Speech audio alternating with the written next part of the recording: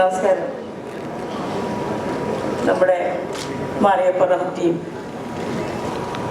ഞാനാണ് 2-3 തവണ കണ്ടൊരു പടമായിരുന്നു മാളികപ്പുറം.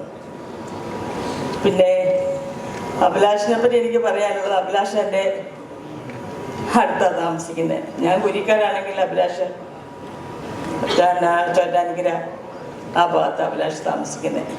എന്തായാലും ഈ പടം വമ്പൻ ഹിറ്റായി മാറട്ടെ. ഇതേ നമ്മുടെ വിനയൻ സാറ് പറഞ്ഞ പോലെ സാറൊക്കെ ഒരുപാട് കാര്യങ്ങൾ സംസാരിച്ചു.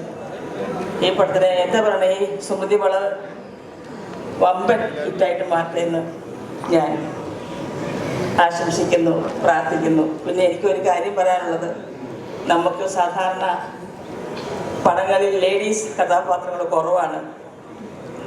അതുകൊണ്ട് ലേഡീസ് കഥാപാത്രങ്ങൾ പ്രത്യേകം